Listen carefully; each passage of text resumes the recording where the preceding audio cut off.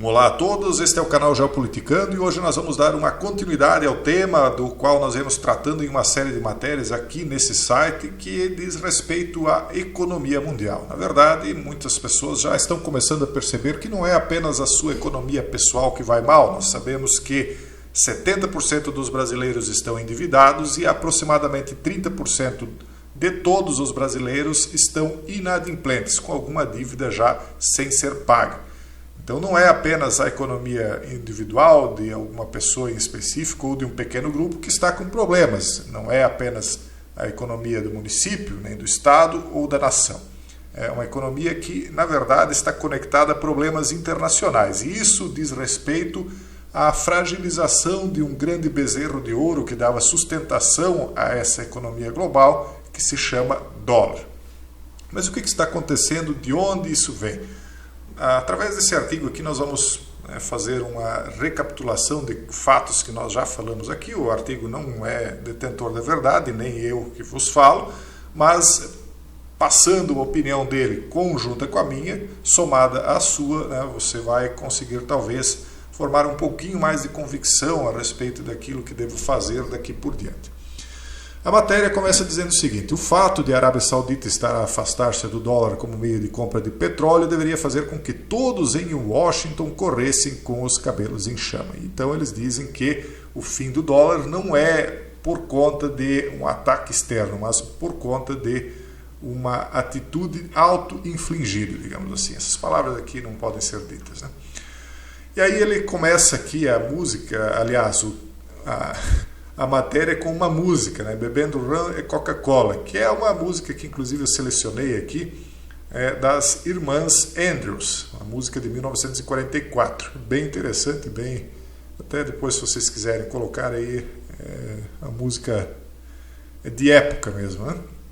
Mas por que ele cita isso aqui? Porque quando essas irmãs gravaram essa famosa canção norte-americana, eles estavam prestes a vencer a Segunda Guerra Mundial. Foi lá em 1945, a G terminou em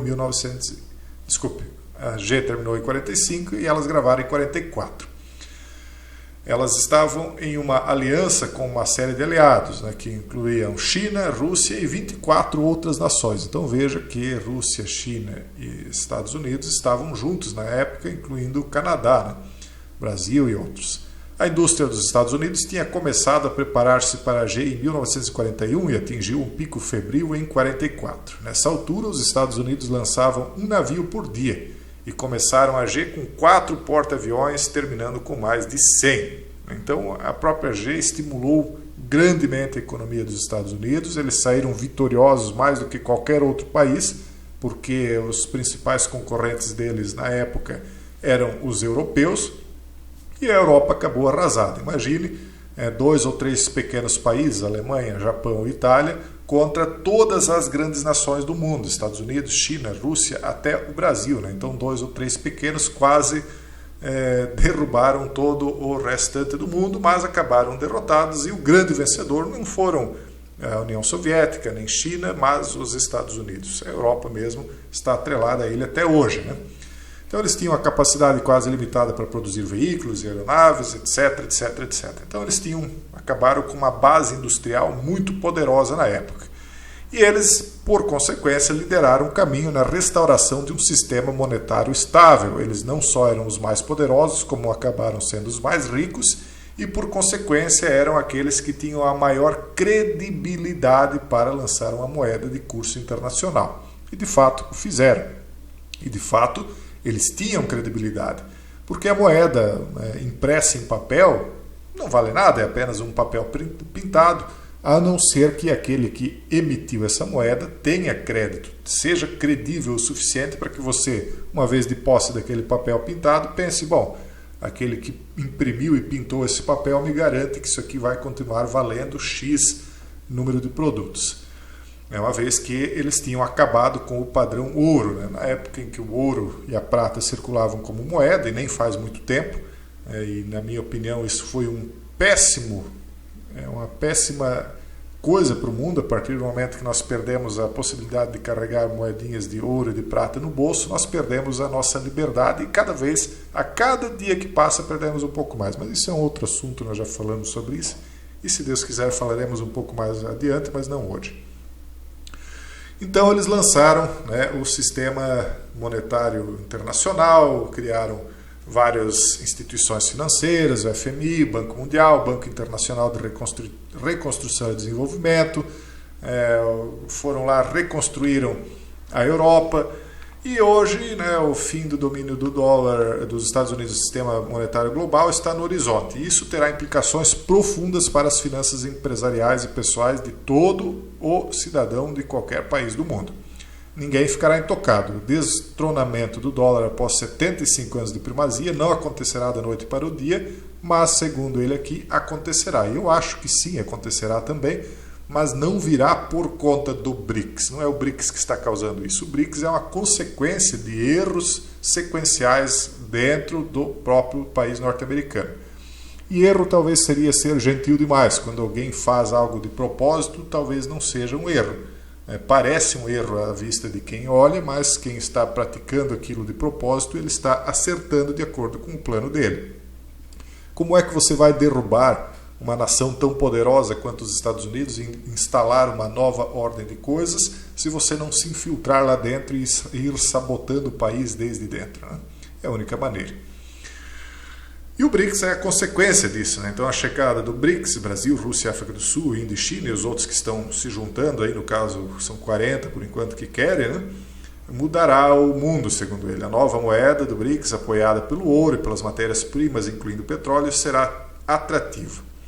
Olha, pessoal, eu duvido muito que a moeda do BRICS vá prosperar. Nós vamos ter de engolir ela goela abaixo, só que em qual governante desses países aí você confia? Você confia no Xi Jinping, no governante brasileiro, no Putin para garantir o pagamento do seu dinheiro, ou no líder da Arábia Saudita, ou seja lá onde for, você acredita em qualquer um deles? Se já não dá mais para acreditar nos chamados defensores do mundo livre, quem dirá naqueles que nem sequer se dão ao trabalho de fazer de conta que defendem um mundo livre, né?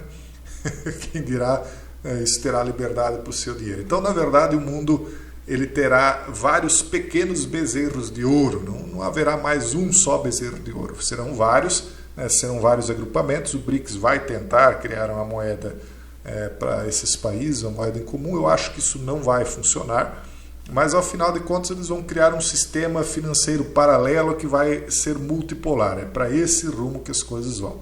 O dólar vai manter importância porque é pertencente à nação ainda mais poderosa do mundo, mas ele perdeu a credibilidade por conta de certas atitudes que nós vamos falar aqui ainda nesse vídeo, se der tempo.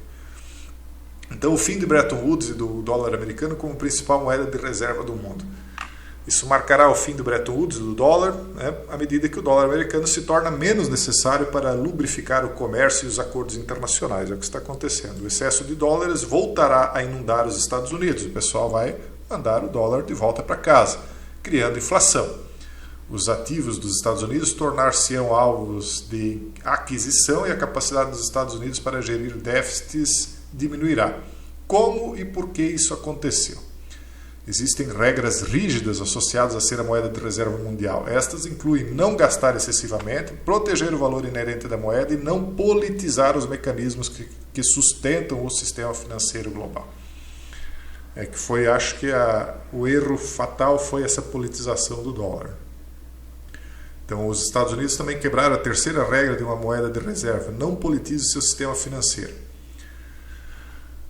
Antes de nós falarmos do ponto principal, né, nós temos de lembrar que eles imprimiram muito dólar, né, ou fizeram muita dívida, alimentando inflação interna e internacional.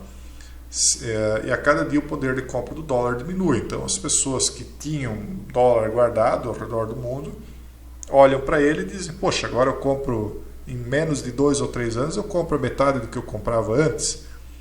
Para quem vai, vez ou outra, para os Estados Unidos, talvez não sinta, se vá muitas vezes, não perceba, mas quem não vai com tanta frequência, é só comparar o que comprava em 2019 com o que compra em 2023 ou 2020 para 2023, né, que foi quando eles fecharam tudo e inclusive impediram as pessoas de entrar lá se não tivessem uma determinada solução imposta lá pelo governo, abrindo as portas só agora, novamente. Ou seja, quem não queria se impor a certas medidas não entrava lá. Isso prejudicou também a economia, prejudicou o turismo, etc. Enfim, os Estados Unidos também quebraram a terceira regra: não politize seu sistema monetário. Parte do problema do déficit dos Estados Unidos é que a América financiou a defesa da América do Norte, da Europa, de grande parte do Oriente Médio e de partes da Ásia. Muitos desses aliados protegidos são ricos e ainda assim não estão dispostos a financiar a sua própria defesa, que foi o que o ex-mandatário falou. Diz: eu não posso ficar pagando para a OTAN defender aí a Europa, enquanto a Europa não banca o mínimo que ela tem de bancar para defender a si mesma, uma vez que o principal problema para a Europa é a Rússia e não é um problema tão próximo dos Estados Unidos. E por isso que o Macron e os outros começaram a falar em criar seus próprios sistemas de defesa, né? Entretanto, o contribuinte norte-americano paga a conta, o que significa menos capital disponível para infraestruturas locais, educação, tecnologia, aumento da produtividade e investimento. Os Estados Unidos também quebraram a terceira regra de uma moeda de reserva: não politize seu sistema monetário, e aqui foram causando danos consideráveis. Nos últimos anos, os Estados Unidos abusaram repetidamente do seu estatuto de moeda de reserva para impor consequências políticas, tanto a amigos como a inimigos. Cada vez que uma nação é sujeita a sanções ou tem acesso negado ao sistema SWIFT, né, que é o sistema de telecomunicações para operar internacionalmente, como aconteceu recentemente com a Rússia, isso significa que eles não podem usar os seus dólares para fazer negócios. Então, se eu corro o risco de eventualmente não poder usar o sistema SWIFT ou os meus dólares ficariam bloqueados, se eu sou um presidente da Arábia Saudita ou de um país africano ou de qualquer outro que seja, eu vou cair fora desse sistema, porque não sei como é que vai ser. Agora as minhas relações são boas com a grande potência mundial, mas amanhã podem não ser. Então, o sistema SWIFT tinha de se manter neutro nesse sistema, mesmo que controlado, né, pelo suposto inimigo. Mas eles usaram isso politicamente e isso prejudicou o dólar. Agora, isso aqui eu acho o mais interessante de todos. Os Estados Unidos destruíram o sistema bancário suíço ultraconfidencial centenário e fizeram com total indiferença aos danos colaterais. Se você não tem um sistema financeiro e bancário neutro, como era o suíço, e ultraconfidencial, você não tem proteção de capital. Se você não tem proteção do capital, as pessoas perdem o incentivo de progredir financeiramente, porque qualquer governo, vez ou outra, pode vir e tomar o que você tem. Então não é só a Rússia que tem sido intimidada pelas autoridades monetárias dos Estados Unidos, ele diz aqui na matéria. Os aliados também sentiram a ferroada do chicote. O sistema bancário suíço, silencioso, confidencial e seguro durante 200 anos, foi atacado pelos Estados Unidos. Acabou a Segunda Guerra Mundial, o que eles fizeram? Para começar, eles devassaram as contas dos alemães na época. Para quê? Para fazer restituição daquilo que eles tinham causado na Segunda Guerra Mundial. Sempre quem ganha a guerra diz que o outro é que causou. E aí, queira ou não queira, se está certo ou está errado, cada um que julgue, mas o sistema silencioso e neutro e confidencial da Suíça já começou a ser quebrado ali. Aí depois, para expor as fraudes fiscais dos Estados Unidos destruíram o sistema bancário suíço centenário e fizeram-no com total indiferença aos danos colaterais. Essas mesmas táticas e ameaças foram aplicadas a muitos aliados ao longo dos anos.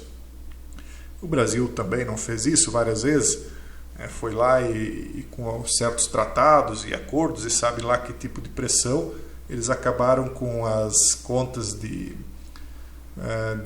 paraísos fiscais, etc. Não, mas é bom porque aí evita a criminalidade, evita a sonegação. Óbvio, tudo sempre tem o lado positivo, né? Sempre no combate ao crime você acaba muitas vezes acabando com as liberdades. Esse que é o problema. Então as pessoas que tinham ganho seu dinheiro de forma limpa e queriam simplesmente escondê-lo das vistas dos pantagruélicos comilões de impostos, eles simplesmente perderam essa regalia, tanto é que agora até offshores podem ser tributados. Então o pessoal não tem mais para onde correr, não tendo para onde correr, o sistema capitalista começa a colapsar, e em o sistema capitalista colapsando, nós vamos nos encaminhando para onde? Para as CBDCs, as moedas digitais, que ficarão plenamente sob controle dos governos. Então, se o papel impresso já era ruim, né, as moedas digitais vão ser muito piores para as liberdades individuais.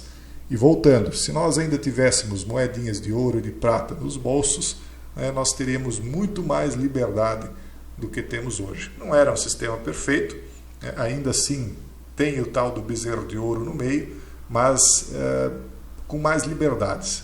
E o grande problema é que as pessoas estão perdendo totalmente as liberdades. É surpreendente, ele finaliza aqui dizendo que todos parecem estar tratando isso como um bocejo, o fato de a Arábia Saudita, por exemplo, estar se afastando do dólar. Talvez Eurípides estivesse certo quando escreveu: aquele que os deuses destroem, primeiro enlouquece. E é isso, né?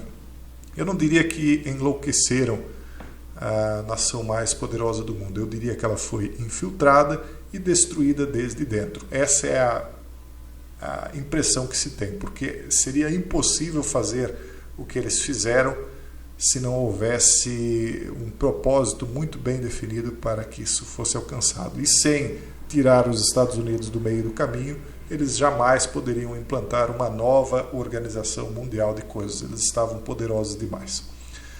E é isso, né? O dólar está caindo, vem aí uma nova ordem de coisas, isso está conjugado com toda uma série profética, né? Vocês sabem que nós aqui abordamos as coisas sob essa ótica, mas sem deixar de analisar os fatos como eles são. Esse era o vídeo de hoje, um forte abraço a todos e até o próximo vídeo, se Deus quiser.